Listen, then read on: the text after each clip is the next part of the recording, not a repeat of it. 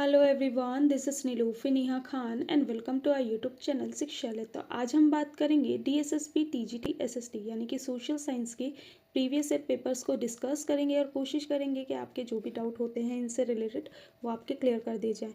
पहली वीडियो एक अपलोड कर दी गई है। अगर आप प्रीवियस ईयर पेपर्स की वीडियो देखोगे तो ये क्लास आपकी 4th है, लेकिन टीजीटी एसएसटी वाली क्लास जो है ये 2nd है। ठीक है, तो यहाँ पर पहले मैंने 10 क्वेश्चंस आपको कराए हैं जो कि डिटेल में एक्सप्लेन किया है, और अगर आपने वो नहीं देखी है तो प्लीज़ पहले उसे देख लीजिए ताकि आपके एक सीक्वेंस बना रहे। ठीक है, और बाकी मैंने प्लेलिस्ट बना रखी है, उसमें भी आप जाके देख सकते हैं।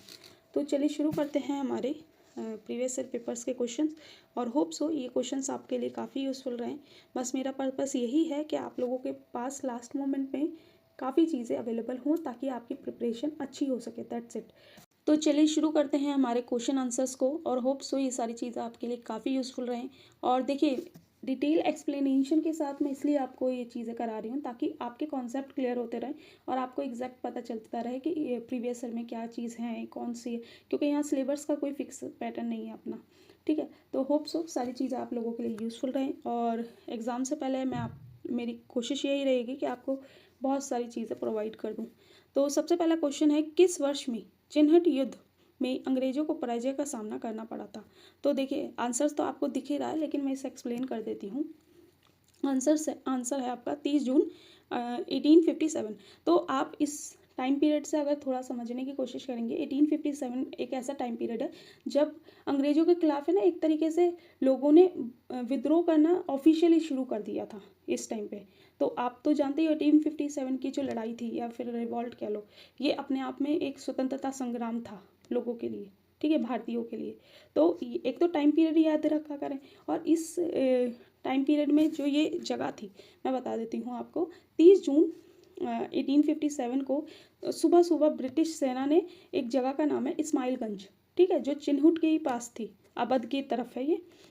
वहाँ पर ये लोग, अंग्रेजी सेना अपना विद्रोहियों को दबाने के लिए चली गई। अब क्या हुआ, अंग्रेजी सेनाओं का नेतृत्व कौन कर रहा था? सर हेनरी लॉरेंस कर रहे थे। ठीक है, इस्माइलगंज जैसे ही ये लोग पहुँचे तो उग्रवादियों ने, जो विद्रोह कर रहे थे अंग्रेजों का, उन्होंने क्या करा कि इन लोगों पर, जो अंग्रेजी सेना थी, वे अचानक बमबारी शुरू कर दी, जिसकी वजह से जो अंग्रेजी रेजिमेंट के कारवाक कमांडिंग ऑफिसर थे, कौन थे? कर्नल विलियम केस मारे गए। ठीक है, यही एक वो जो उग्रवादी थे, इनकी स्ट्रैटेजी बहुत अच्छी थी, जिसकी वजह से अंग्रेजों को बहुत बुरी हार का सामना करना पड़ा इस समय। ठीक है, और होप सो इसके अलावा कोई डाउट हो रहा हो तो मुझे बताते रहना। क्वेश्चन नंबर 2 है, सिपाहियों के साथ डैश ने भी मिलकर दिल्ली को लूटा, जिसके प्रभाव से दिल्ली 11 मई 1897 में से अंग्रेजों के नियंत्रण से बाहर हो गई थी। तो यहाँ पर जो आंसर है, देखिए यहाँ पर आंसर है सामान्य जनता। देखिए, जब ये जो अंग्रेज थे, इन्होंने ना सिर्फ जमींदारों, हर हर एक व्यक्ति, सामान्य जनता की सबसे ज़्यादा हालत ख़राब कर रखी थी। और जब 1857 का विद्रोह हुआ तो दिल्ली में ऐसी चीज़ें देखने को मिली जहाँ पर सामान्य जनता ने दिल्ली को मिलकर लूटा।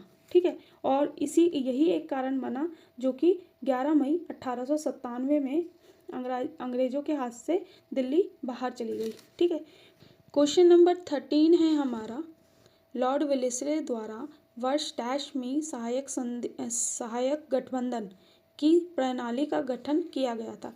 इसे सहायक संधि भी कह सकते हो आप, और सहायक गठबंधन भी। देखिए, ये जो संधि थी या फिर कह लीजिए जो गठबंधन था, ये अंग्रेजों का साम्राज्य को विस्तार करने की एक नीति थी, जिसमें कि अंग्रेज जो अपना साम्राज्य को और विस्तार करना चाहते थे भारत में। और ये संधि किन किन के बीच में हुई थी? तो ये जितने भी रजवाड़े थे, रजवाड़ों और ईस्ट इंडिया कंपनी के बीच में हुई थी। और इसके ये लाया कौन था? तो लॉर्ड वेलेस्ले द्वारा लाई गई थी। कब? 1798 में। और कब तक थी ये?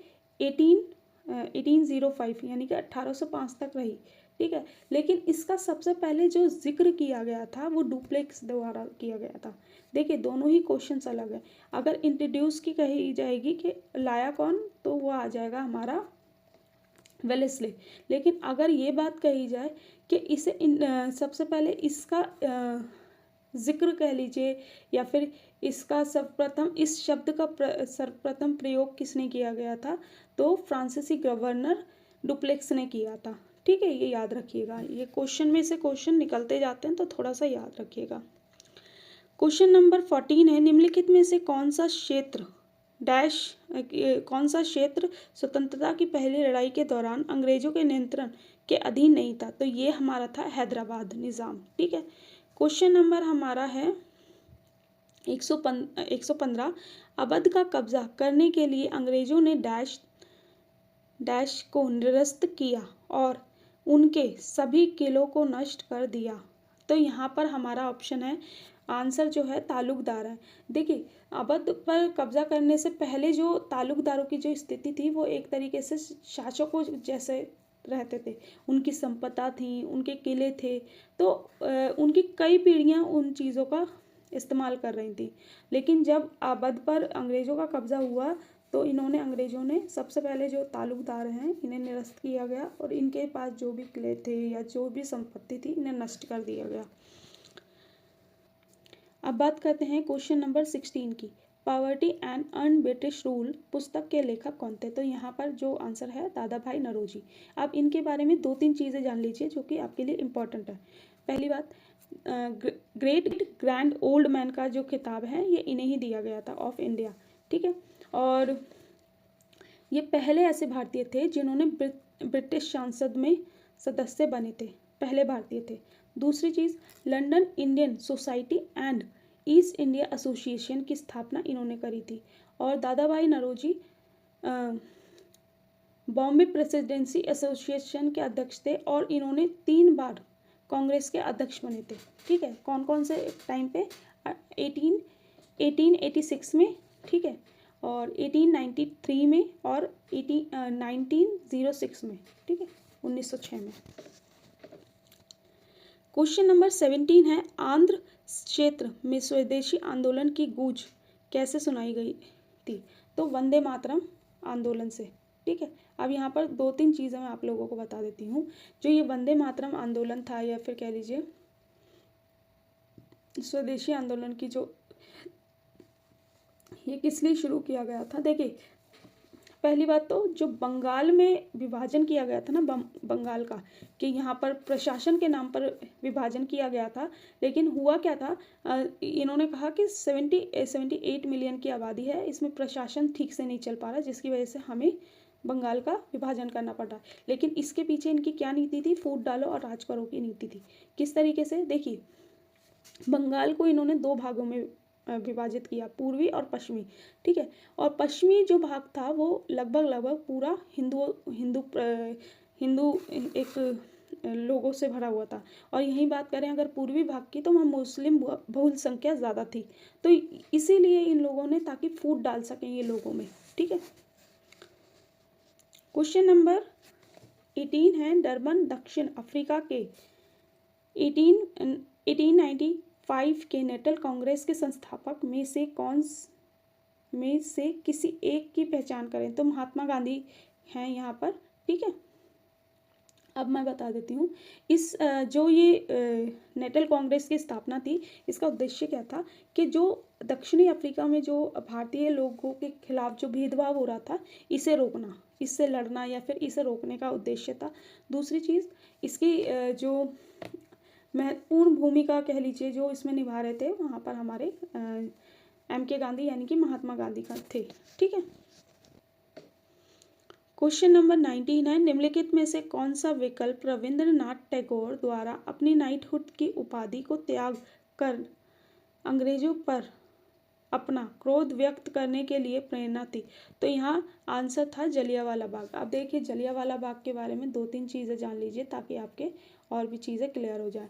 देखिए, ये इसकी जो रविंद्रनाथ टैगोर थे, इन्होंने अपनी नाइटहुड की जो कहते हैं ना पद कह लीजिए या फिर उपाधि जो थी, इसका त्याग किया था। क्यों? क्योंकि जलियांवाला बाग में जो डायर जनरल डायर था, उसने निहत्थी जनता पर बहुत क्रूर तरीके से गोलियां चलवाई, जिसमें कि लगभग 379 लोग मारे गए, निर्दोष लोग। ठीक है, जो कि आराम से जलियांवाला बाग में प्रदर्शन कर रहे थे। ठीक है, तो इसी के विद्रोह में जो हमारे राजनेता थे, कई लोगों ने कई अलग अलग तरीके की प्रतिक्रियाएं दिखाई, जिसमें कि रविंद्रनाथ टैगोर जो थे, इन्होंने अपने नाइटहुड की जो उपाधि थी वो त्याग दी थी। ठीक है, और ये जो घटना थी 13 अप्रैल 1919 में हुई थी। नंबर 120 है, हिंदुस्तान सोशलिस्ट रिपब्लिक एसोसिएशन का गठन किसने किया था? तो ये हमारे भगत सिंह ने किया था। और देखिए, इसके बारे में 2-3 चीज़ें मैं बता देती हूँ। इसका पहले जो नाम इसे बुलाया जाता था, हिंदुस्तान रिपब्लिकन आर्मी के रूप से नाम जाना जाता था, लेकिन बाद में इसका नाम क्या कर दिया गया था, हिंदुस्तान सोशलिस्ट रिपब्लिकन एसोसिएशन। ठीक है, और इसकी स्थापना कह लीजिए, इसके गठन कह लीजिए, या फिर इसकी स्थापना में किन किन का हाथ था, तो राम प्रसाद बिस्मिल, सचिंद्र नाथ बख्शी, सचिंद्र नाथ सन्याल और जोगेश चंद्र चटर्जी। ठीक है, ये लोग इसमें शामिल थे। और अब हम आगे का क्वेश्चन नेक्स्ट क्लास में डिस्कस करेंगे। अभी अगर आप टाइम देखेंगे तो रात के 1:30 बज रहे हैं। ठीक है, 1:30 नहीं, मतलब 40 हो चुके हैं। और चलिए, मिलते हैं आपसे किसी नेक्स्ट वीडियो में। Hope so. मैं धीरे धीरे चीज़ें आप लोगों को इसलिए प्रोवाइड कर रही हूँ ताकि चीज़ें आप तक पहुँचती रहें, क्योंकि मेरे पास है ना अभी बहुत सी चीज़ें हैं जिनमें मैंने अपने आप को इन्वॉल्व कर रखा है।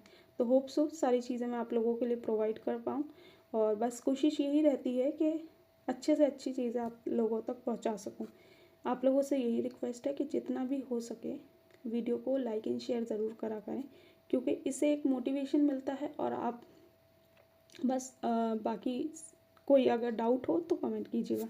Thank you for watching.